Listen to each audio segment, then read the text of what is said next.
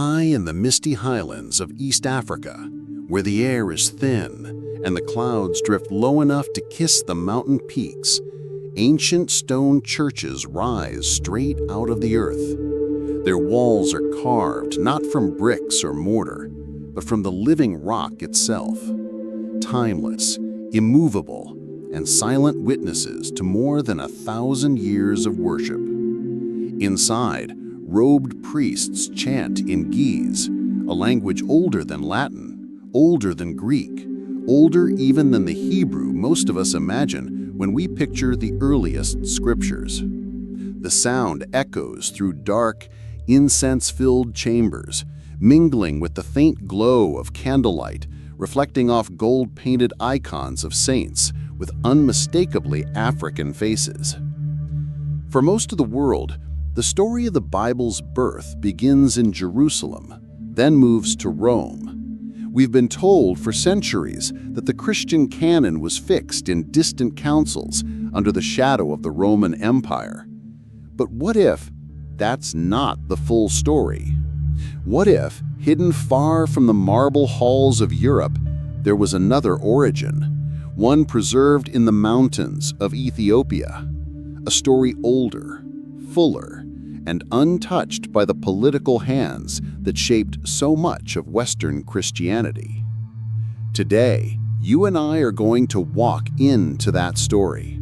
And if you stay with me until the very end, in Part 5, we will come face to face with the most closely guarded religious secret on earth, a claim so extraordinary that, if true, it could rewrite 2,000 years of Christian history and force us to rethink everything we thought we knew about the Bible. But before we begin, I want to hear from you.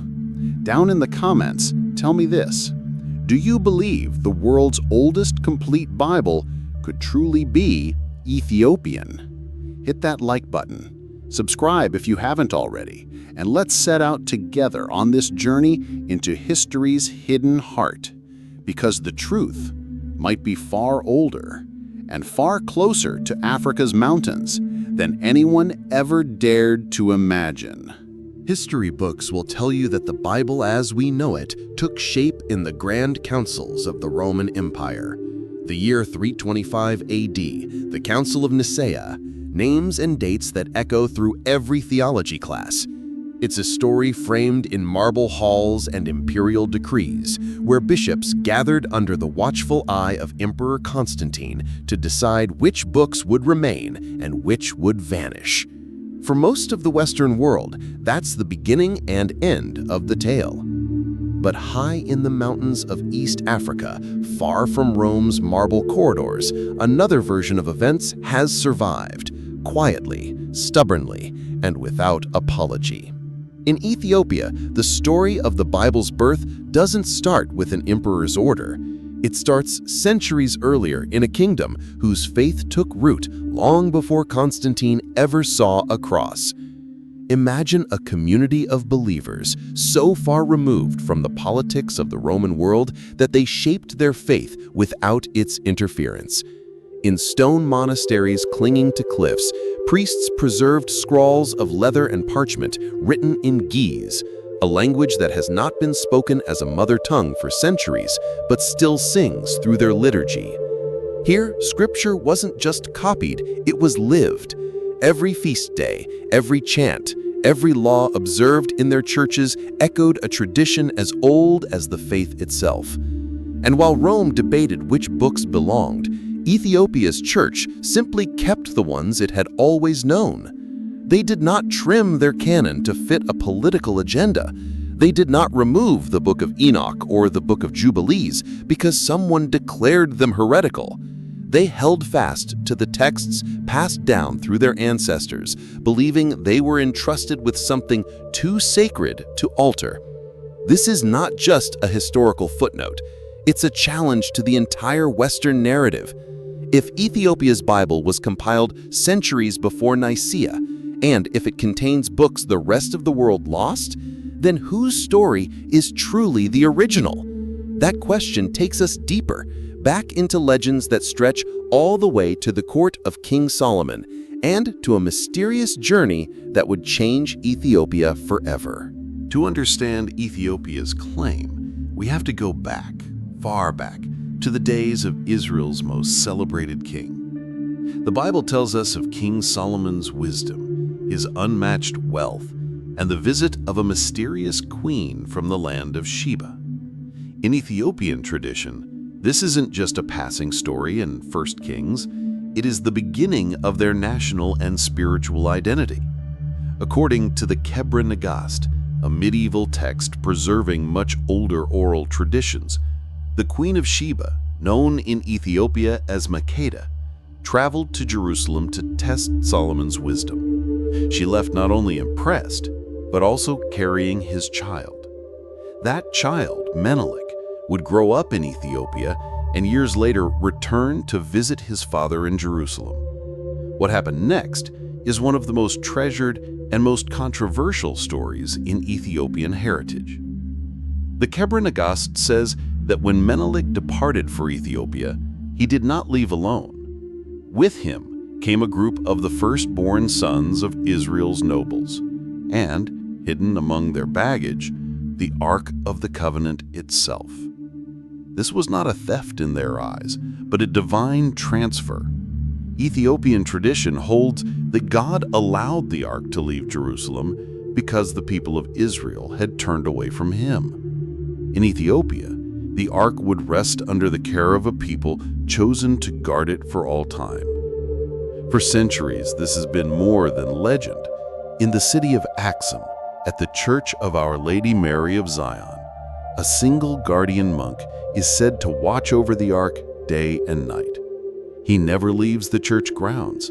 He never sees the outside world again. His life's sole duty is to protect what lies within a small, heavily guarded chapel. No outsider has been allowed to confirm its presence, but the belief is so deeply rooted in Ethiopia that it shapes their worship, their festivals, and even their national identity. This connection to ancient Israel isn't symbolic. You can see it in the way Ethiopian Orthodox Christians observe the Sabbath, in their dietary laws that resemble kosher rules, in their practice of circumcision on the 8th day, customs that echo straight back to the Old Testament. So when Ethiopia claims its Bible was born from a tradition that stretches all the way to Solomon, it is speaking from a heritage that blends the roots of Judaism with the earliest shoots of Christianity. And at the center of that heritage is a sacred object so powerful, so holy, that its story demands we look deeper into the scriptures themselves, especially the ones the rest of the world has forgotten. If you truly want to understand Ethiopia's claim, you have to hold their Bible in your hands, not the printed pages of a modern translation, but the heavy, hand-bound manuscripts that smell faintly of leather and incense. The text is written in Ge'ez, a language that no one speaks in daily life anymore, but one that still lives in the chants, prayers, and liturgies of the Ethiopian Orthodox Church. To the faithful, Ge'ez is not just a language, it's a sacred vessel, carrying the Word of God across centuries without losing a drop. Among the most astonishing treasures are the Garima Gospels. According to tradition, they were written by a single monk, Abba Garima, in the 5th or 6th century, perhaps even earlier. Radiocarbon dating has stunned scholars, suggesting these could be among the oldest complete Christian manuscripts in the world, older than the famous Codex Sinaiticus or Codex Vaticanus that Western historians so often revere. And unlike those, the Garima Gospels are complete, not fragments pieced together over time. But age is not the only thing that sets the Ethiopian Bible apart.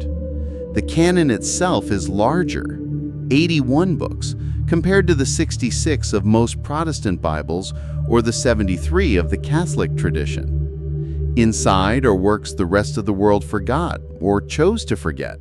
The Book of Enoch, the Book of Jubilees, the Shepherd of Hermas, Texts once read widely in the early church, but later cast aside by Roman councils. In Ethiopia, they were never lost. They were read, memorized, and passed down as part of the unbroken story of God's dealings with humanity. Consider just one example, the Book of Enoch. In Western tradition, it's little more than a curiosity, rediscovered among the Dead Sea Scrolls. But in Ethiopia, it was always there, an unbroken witness, telling of a time when angels walked among men, and of the visions of heaven given to a man who walked with God and was not, for God took him. This is why the Ethiopian Bible is more than a historical artifact. It is a living canon, guarded in Highland monasteries, read aloud in weekly liturgy, and cherished as the purest link to the earliest church. And if we follow its trail, not just the words on the page, but the place that has guarded them for centuries, it leads us to a city that Ethiopia calls its second Jerusalem, and to a mystery sealed away from the eyes of the world. Follow the trail of Ethiopia's sacred history far enough, and you will arrive in the ancient city of Aksum. Nestled in the northern highlands, it was once the capital of a powerful empire that traded gold, ivory, and frankincense with the known world. But to Ethiopians, Aksum is far more than a historical capital. It is their second Jerusalem.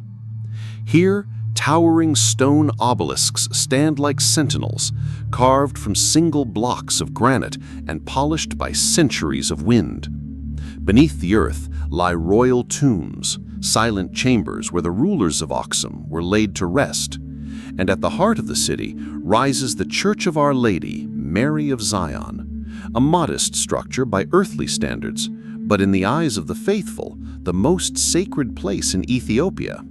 Why? Because it is here, they say, that the Ark of the Covenant rests, the very chest of acacia wood overlaid with gold, described in the book of Exodus, that once stood in Solomon's temple in Jerusalem. According to Ethiopian tradition, it was brought here by Menelik I and has remained ever since, unseen by outsiders, guarded without pause. One man, and one man only, is chosen for the task of watching over it. Known as the guardian of the Ark, he spends his entire life within the church compound. He does not leave, he does not marry, he does not see the world beyond the walls. His sole duty is to protect the Ark until the day he dies, at which point another will be chosen, and the cycle continues. Over the years, Western scholars, journalists, even heads of state have asked to see the Ark. Every request has been met with the same answer: no. Not out of secrecy for secrecy's sake, but out of a deep conviction that this object is too holy for casual inspection. To the Ethiopian church, the Ark is not a relic to be displayed. It is the very dwelling place of God's presence on earth. And this belief shapes more than just legend. Every year, during the festival of Timkat, priests carry a replica of the Ark, known as a tablet, through the streets, shaded by ornate umbrellas and followed by thousands of singing, dancing worshipers. It is a vivid reminder that for Ethiopians, the story of the Ark is not something locked away in a chamber. It is alive, woven into their worship, their identity, and their vision of themselves as keepers of a covenant. But the Ark is only one piece of the puzzle, because to fully understand Ethiopia's place in Christian history, we must step back and look at the bigger picture, a faith that grew alongside Rome, not beneath it, and a legacy that may hold lessons for the modern church today. When we think of Christianity's expansion, most of us imagine a single stream flowing outward from Jerusalem through the Roman Empire and then across the world. But Ethiopia's story runs like a parallel river, fed by the same source, yet never merging with Rome's current. The book of Acts tells us of an Ethiopian court official, a high-ranking servant of Queen Candace, who was traveling home from Jerusalem. Along the road, he met Philip the evangelist, who explained the scriptures and baptized him then and there. This moment, recorded in the New Testament, took place nearly 3 centuries before Constantine's conversion. For Ethiopians, it is not just a story, it is proof that the gospel reached their land in the earliest days of the church.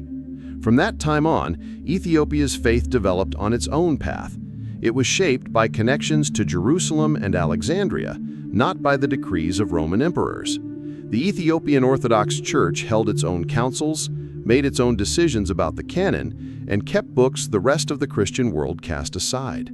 Their priests passed down teachings in giyas. Their liturgy followed rhythms untouched by European reforms, and their art depicted Christ in the saints with African faces, rooted in their own culture. Even during centuries when much of Africa came under foreign control, Ethiopia stood apart. Except for a brief Italian occupation in the 20th century, it was never colonized. This independence preserved not only their political freedom, but also their theological voice. While Western Christianity wrestled with schisms, reforms, and doctrinal councils, Ethiopia's church carried forward a living tradition that still echoes the earliest centuries of the faith.